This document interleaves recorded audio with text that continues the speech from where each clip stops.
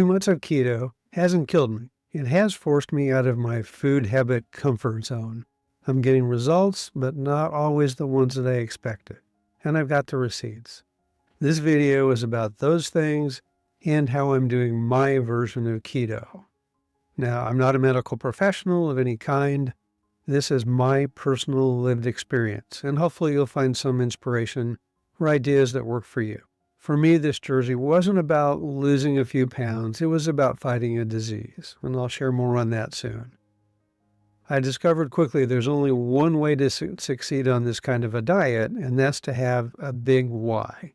If you don't have a strong reason, don't even bother. I'd like to look better at the beach. Probably not going to be enough unless your life revolves around how people think you look at the beach, and that's okay. The first 30 days were the hardest, and the first 2 weeks were the hardest of the hardest. Changing a lifetime of food habits is no small thing. The most challenging part was getting past the sugar and carb withdrawal. It is a real thing, and I suspect it's what cigarette smokers that quit go through, people with alcohol issues go through. Do not discount that. It's real, and that's the one point I almost quit. Once you get past that, it does get easier. Then there was just adjusting to different foods at different times, and then not eating other things. Like deciding every day not to pull into McDonald's, or not to grab the candy bar at the checkout, or not to have that beer. Those are all discipline things that are really necessary to succeed in this. I have to credit my wife for making a lot of changes at our home menu. She isn't participating in keto exactly. She makes a lot of her homemade bread and cookies, and there are snacks around the house, and she loves all those things. But the fact that she's adjusted our core meals to match what I'm looking for has made a huge difference. Just to make things more interesting, while we were changing food habits, we changed food a lot too. We switched away from processed foods and factory foods to go more natural. Now our eggs come from a local farm where the chickens run around, live their best life. I've seen them out there. The beef in our freezer is from the same farm. The cattle grazed and lived their best antibiotic and hormone-free lives. Of course, it was their best life until the last day. And I even watched them roam around the fields, and that's not weird at all. Now we eat lots of fresh greens and vegetables, organic as much as possible. And we read labels. We avoid anything with processed seed oils. That stuff, bad as it is, seems to be a gateway to a bunch of other stuff that doesn't do anything for your nutrition. So anyway, back to keto. Just as important as new habits was teaching friends and relatives about the journey and why. And frankly, everybody rejected that idea for themselves immediately. What, give up pasta and bread, chips and candy? Are you crazy? So I've been really careful not to shame people into eating differently around me. We have a regular family game night, and the treats come out, and I'm okay with that. I need them to respect my choices, so I'm very careful to respect theirs. This is much easier if your friends, family, the people in your life are at least accepting of the changes that you're making. Now, a couple months in, I'm 4 inches slimmer. Their opinions are changing. I'm getting a few questions about how does this work? But besides the weight loss, I've seen other unexpected benefits. It's hard to describe feelings, and I'm not really a feeling sharing kind of a guy, but I do my best to share how this has changed me physically and mentally a couple months in. So as I thought through how to share this, I thought different words. What's that one word that kind of encapsulates everything? Having went on online thesaurus and typed in words. And the word I landed on, believe it or not, is younger. I feel younger. It's the best word I could come up with. But what does that even mean, and how do I back that up? And I've got some receipts. I just finished a visit with my primary care physician. And for the first time in I don't know how many years, my CBC blood panels were 100% in normal range. Not one metric was high or low. That was kind of amazing by itself. He also said, according to my BMI index, I'm in a normal range, but I am a little near the higher end. And I don't remember how long that's been. My goal still is to lose a few more pounds and then maintain. My blood pressure without BP meds is consistently in the 110 to 20 over 170, over 110 to, we try that again, is consistently in the 110 to 120 over 70 to 75 range. Now, I'd been on blood pressure meds for years, I'd say a decade or more, with increasing dosages. My primary physician was pretty amazed, especially since I quit those meds a few months ago. And frankly, at the time, he wasn't too happy about that. But I bet this was going to work. Overall, I'm down to one prescription drug, and I do feel like I need to take that one. My metabolic age now is 10 years younger than my chronological age. I don't think I'm aging in reverse, probably not, but the Grim Reaper might have to reschedule our eventual meeting. And I've got a great real-life example of what feeling younger actually meant in my real life. Now, keep in mind, I'm in my 60s. Before keto, I started building this deck on the back of my house. For me, it was a really ambitious goal. The work was really physical, digging footings in this clay rock stuff we've got in the Ozarks, moving lumber, cutting boards, screwing things together, doing all the things. And I'm not a carpenter or tradesperson, so this was challenging at a whole bunch of levels.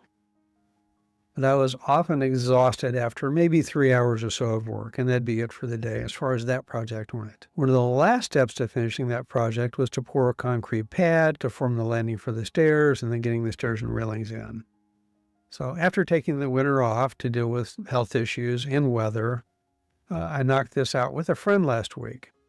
We had to dig a 3-foot by 4-foot area, and it ended up taking 26 bags of concrete to fill that up. So I had to load the concrete in the car at the hardware store, unload it at home, haul it to the backyard, dump it in the cement mixer, pour it into the forms, and so on. It was really hard physical work, which I have a video on. After all that day, my wife and I went out with some friends for dinner. And halfway through the evening, I realized I'm fine. Even more surprising, the next morning, I was up and about with no aches or pains. And that's what my much younger self used to do when I had a physically demanding project to do. So medically, I'm demonstrably healthier. A lot of aches and pains, especially around the joints that I attributed to age, have simply gone away, and my capacity for activity is higher. Now, your mileage may vary, but that's my personal experience. Mentally, my mind is also quieter. I don't seem to have as much internal chatter going on, less shiny object syndrome. Now, it's hard to tell if that's keto or has switched away from processed and dyed foods. And if you're interested in managing what goes in your body, looking into processed and dyed foods will really pay off. But either way, mentally, that's a win. But there are some downsides. Discipline gets easier, but those temptations never go away. I really like sugar cookies. There's sometimes sugar cookies in the house, but I don't eat sugar cookies. And my wife thinks I look gaunt because my face is thinner. I've lost about 10% of my pre-diet body weight, but maybe my skin will tighten up as well. We'll see. Time will tell. And I have to choose, but if I have to choose, let me try that again. But if I have to choose between feeling good and looking good, I'll take feeling good. I think there was a Saturday Night Live skit about that back in the day. I'm not sure. I hear over and over that sleep gets better on a keto diet. For me, getting to sleep isn't any better, and it's a long-term challenge for me. When I finally do go to sleep, I sleep sounder. Oddly, my dreams are more normal, if there is such a thing. They're more like near alternate reality than these impossible, fantastic things. Dreams involving falling or being attacked by unidentified things have gone away for now, hopefully for good. And I have no idea what that means, but that's happened. So there you are. What does my keto diet look like? So when I started researching keto, I found there wasn't a one-size-fits-all, and I don't think there should be. And that's where those self-appointed experts with no credentials that are mostly selling things come in. Again, here I'm just sharing my lived experience in the hope that it helps someone, hopefully you. The shared agreement on keto seems to be low or no carbs or sugar, high fat, high protein, no snacking, and some version of intermittent fasting. Now, how radically to follow those tenets is the debatable part. So, kind of like religion, I felt like I had to pick a flavor. And after watching tons of videos on keto, I landed on one particular person to follow. Her name's Dr. Boz or Dr. Bosworth. I picked her because, number one, she's a practicing primary care physician. She prescribes this diet to many of her patients. She lives this keto life with all of its ups and downs, and she's open about successes and failures. And maybe most importantly for me, her original big why resonated with mine. It was her mom had cancer and she was looking for ways to slow it down. So that meant a lot to me. Not surprisingly, she has a big YouTube channel about keto. She has books and helps. And I've got a link in the description. She has what I would call a continuum, starting with beginner, which is basically just cutting carbs and sugar, to an extreme of 1 meal a day, fasting 23 hours a day, doing total fast for up to 72 hours. Now, the beginner or basic is a great foot in the door. It's the first level of discipline, and anybody without a strong why is going to drop out there.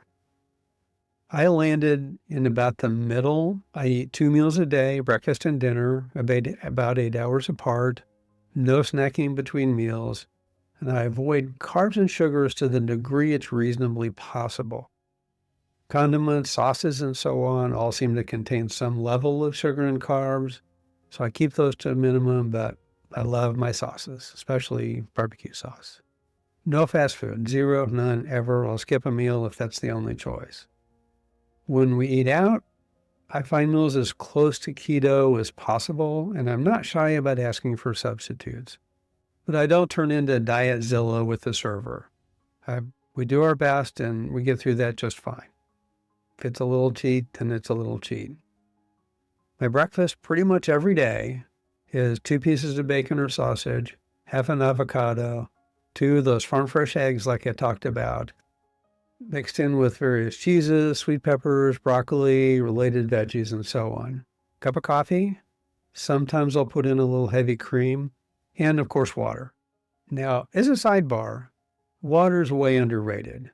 Drinking a glass of water as soon as you get up, get your system moving again, and get your tummy ready for breakfast. And then washing food down with a little extra water doesn't hurt either. Dinner is usually protein, beef or fish, with veggies in a salad. Sometimes fake pasta or rice made from cauliflower is included as well. A couple extras I regularly put into my diet are blueberries. Blueberries are a superfood. They're anti-inflammatory, and I sometimes mix those in with a small cup of plain yogurt. Then there's turmeric, also anti-inflammatory and a superfood. It goes with my eggs in the morning and my protein in the evening, and I sometimes cut some raw turmeric into that yogurt that I talked about. Since my fight is with cancer, which is among other things an inflammation caused by cells gone wild, I look for anti-inflammatory foods like these, and I avoid inflammatory foods like those highly processed foods that I mentioned. I do follow doctor's orders on treatments like the proton therapy I recently completed. But my mantra, if you take nothing else from this video, is food is medicine. Good food is good medicine. Bad food is bad medicine. And when I get discouraged, I keep that in mind. Good food is good medicine. Bad food is bad medicine. I love Doritos, but our toxic relationship is over. Frankly, when I walk down the snack aisle at the grocery store, I see shelf after shelf of poison. And it makes saying no a whole lot easier. And if you start to read labels and learn what those unpronounceable words might mean, you might come to that same conclusion. For example, and I'm not sure how to pronounce this, Tenebrio molitor is actually whole or ground mealworm. And you can find that in some foods. I recently visited my oncologist, my radiation oncologist, and I'm asymptomatic now. She cut off more scans for a couple months so my body could fully recover from the radiation. So we'll see how things are going. This is the second time I've had this type of cancer, so the battle continues. I really hope you find some value in what I'm doing. I'm doing me. I hope you unapologetically do you. Thanks for watching. I really do appreciate it.